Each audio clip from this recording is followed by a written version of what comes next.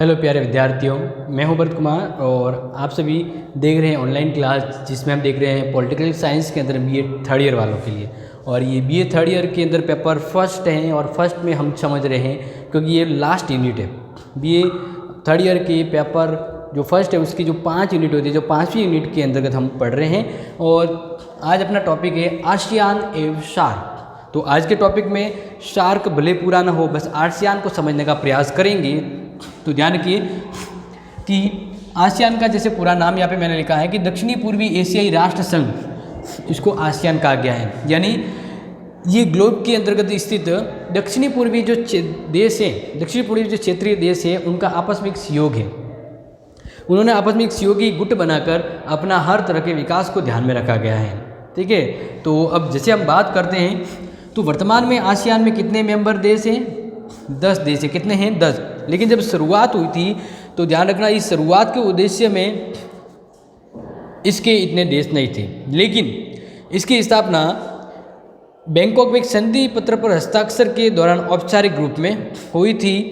ये ध्यान रखिएगा, 8 अगस्त, ठीक है, 8 अगस्त 1967 को बैंकॉक में एक संधि पत्र पर हस्ताक्षर से हुई थी। ठीक है, अब इसकी स्थापना है 8 अगस्त 1967 से हो जाती है और इसी के दौरान धीरे धीरे ये काम करना शुरू कर लेता है। तो इसकी जो सदस्य संख्या है वो वर्तमान तक आते आते, यानी वर्तमान 30 अप्रैल तक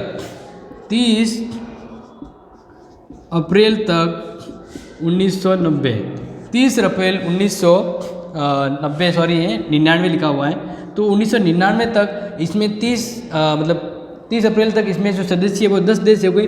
अब आपको इसमें ध्यान रखना है कौन कौन से देश हैं जो 10 सदस्य देश काउंट होते हैं। तो सबसे पहले ध्यान रखना इंडोनेशिया, क्या है, मैं आपको पूरे नाम लिखवा देता हूँ। इंडोनेशिया, जिसको आपको ध्यान रखना है, इंडोनेशिया के अंदर बाद में मलेशिया, क्या है, मलेशिया, फिलीपींस, इसके अलावा वियतनाम, लाओस, वियतनाम के बाद लाओस के बाद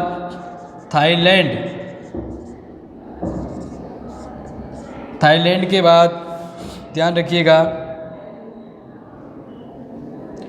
म्यांमार, यानी बर्मा, जिसको हम कहते हैं, क्या कहते हैं, बर्मा कहते हैं। वो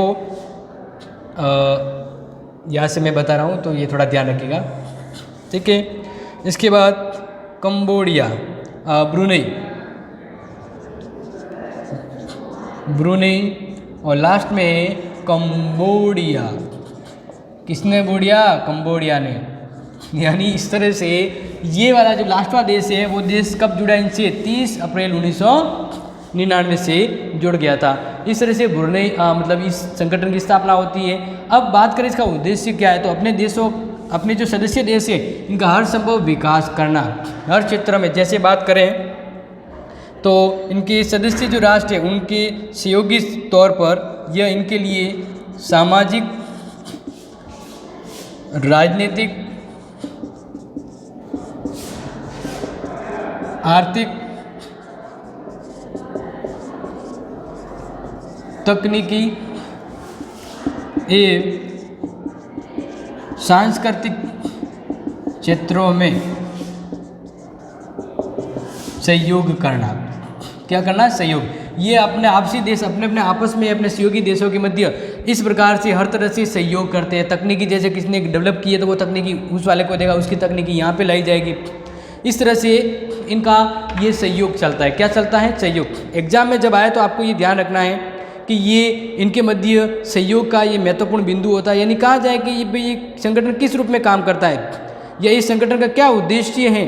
तो संगठन का उद्देश्य है कि इनके आपसी जो ये देश हैं इनमें हर तरह से सहयोग करना और उन्नति करना, सहयोग करना और उन्नति करना, क्योंकि सबका साथ सबका विकास होगा। तो ये सोचकर ये जो गुट है, ये जो आसियान है वो काम करता है।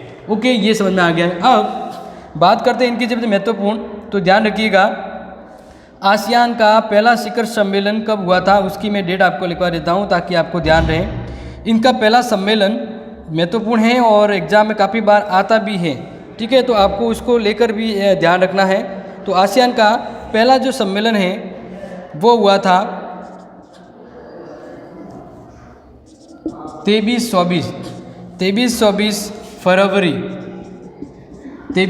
फरवरी 1976 को। और पूछा जाए कहाँ हुआ था, तो ध्यान रखना इंडोनेशिया में। कहाँ हुआ था? इंडोनेशिया में। और पूछा जाए आयोजन किस जगह पे हुआ था, तो आयोजन हुआ था बाली में। कहाँ पे हुआ था? बाली के अंतर्गत। और इसी तरह से ये फर्स्ट सम्मेलन हुआ था। वो अंतिम सम्मेलन, जो लेटेस्ट सम्मेलन जिसको याद रखें, आसियान का अंतिम सम्मेलन कब हुआ था, तो वो ध्यान रखिएगा अंतिम सम्मेलन है 19वां। कौन सा है? 19वां सम्मेलन है। और ये सम्मेलन 6 से 8 सितंबर 2016 को लाहौस में। कहाँ हुआ? लाहौस में। और बात करें लाहौस के कौन से एरिया में, लाहौस के अंदर कहाँ पर, तो अटपटे नाम को भी ध्यान रखें, VNTN एरिया में हुआ था। तो ये इनके लिए तो अब देखिए, जैसे बात करते हैं भारत आसियान में, तो भारत है वो आसियान का 24 जुलाई 1996 को आसियान का पूर्ण मेंबर बना था, मतलब सहयोगी मेंबर संवाद के रूप में। और इसी तरह से भारत आसियान के मध्य व्यापार का भी उद्धार हुआ, व्यापार भी बढ़ने लगा। लेकिन बात करें आसियान का सचिवालय है, क्या है? सचिवालय जहाँ पर एक अध्यक्ष होता है। सचिवालय में क्या होता है? एक अध्यक्ष होता है जो इनके मध्य आसियान को लेकर चलता है, इनके जो भी गठन वगैरह जो होते हैं उसके ऊपर बात करता है, या जो समझौते सहयोग वगैरह होता है।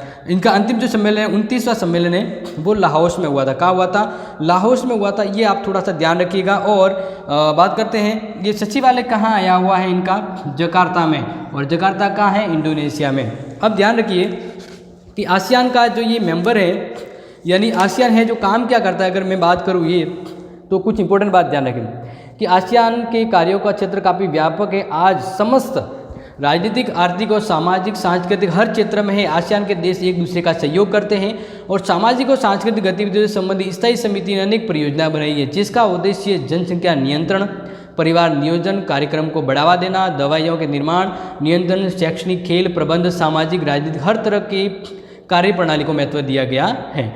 1969 में बात करें, आसियान के सदस्य देश रेडियो और दूरसंचार के माध्यम से एक दूसरे के संपर्क में आने की योजना पर हस्ताक्षर किए।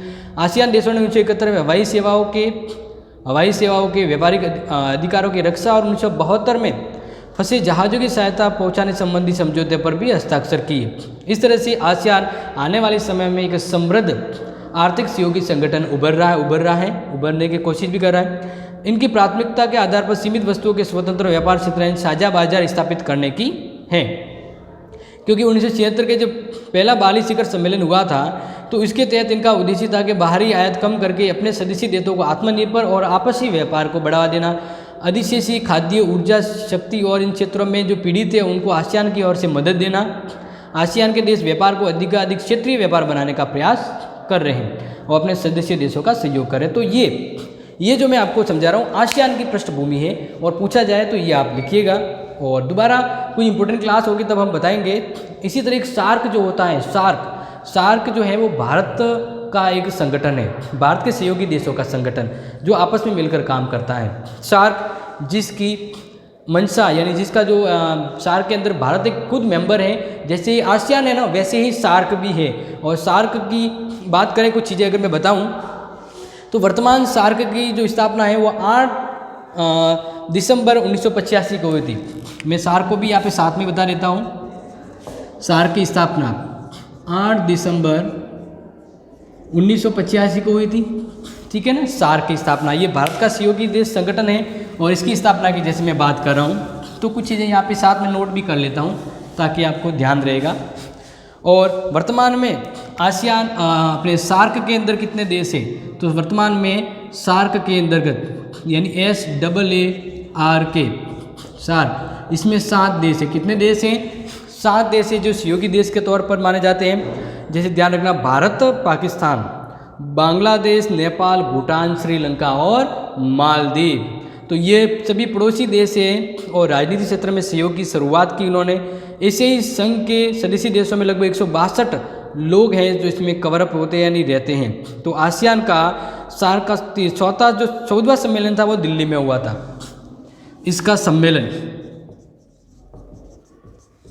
इनका सम्मेलन है वो बात करें 3 से 4 सितंबर, ठीक है ना, 3 से 4 अप्रैल है, 3 से 4 अप्रैल 2007 को कहाँ हुआ है? दिल्ली में। किसका? आसियान का सम्मेलन, ठीक है ना, ये ध्यान रखिएगा। और इसी तरह से ये सदस्य देश, इसी तरह जैसे आसियान काम करता है वैसे ही ये देश भी अपने सहयोगी देशों के लिए काम करता है और इसको सहयोग की बात भी आगे बढ़ती है। तो ध्यान रखिएगा, आसियान के चार्टर में 10 धाराएं हैं, सार्क की चार्टर में 10 धाराएं हैं, यानी इसका खुद का एक संविधान है जिसमें 10 धाराएं हैं, उसी के अकॉर्डिंग ये काम करते हैं। और इसके अलावा आप ध्यान रखें कि आसियान हमने सार्क का पहला शिखर सम्मेलन 1985 में हुआ था ढाका में। इसका पहला शिखर सम्मेलन ढाका में, पहला शिखर सम्मेलन ढाका में 1985 में ही हुआ था। ध्यान रखिएगा, ढाका यानी बांग्लादेश में हुआ था। और इसका 18वां शिखर सम्मेलन है वह काठमांडू नेपाल में हुआ है। 18वां, कौन सा? 18वां सम्मेलन कहाँ पे हुआ? काठमांडू। और काठमांडू कहाँ आया हुआ है? नेपाल में आया हुआ है। तो बात करें भाई कि दिल्ली में जो सम्मेलन हुआ था वो कौन सा सम्मेलन था? तो ध्यान रखिएगा, दिल्ली में अलग अलग सम्मेलन हुए। जैसे 8वां शिखर सम्मेलन जो हुआ था वो 1995 में हुआ था। और 2007 में जो हुआ था वो 100वां सम्मेलन है। ये कौन सा है? 100वां सम्मेलन था। तो ये थे आसियान और शिखर सम्मेलन की इम्पोर्टेंट झलक जो आपको इस वीडियो में बताई। अब कैसी लगी ये भी बताइएगा और कुछ कन्फ्यूजन है तो भी बताइएगा। मिलेंगे दोबारा महत्वपूर्ण क्लास में, तब तक के लिए आप और इससे अधिक महत्वपूर्ण जानकारी के लिए मी एंड माई यूट्यूब पे भी संपर्क कर सकते हैं। Me and my YouTube class. दोबारा मिलते हैं, तब तक के लिए thank you and have a nice day.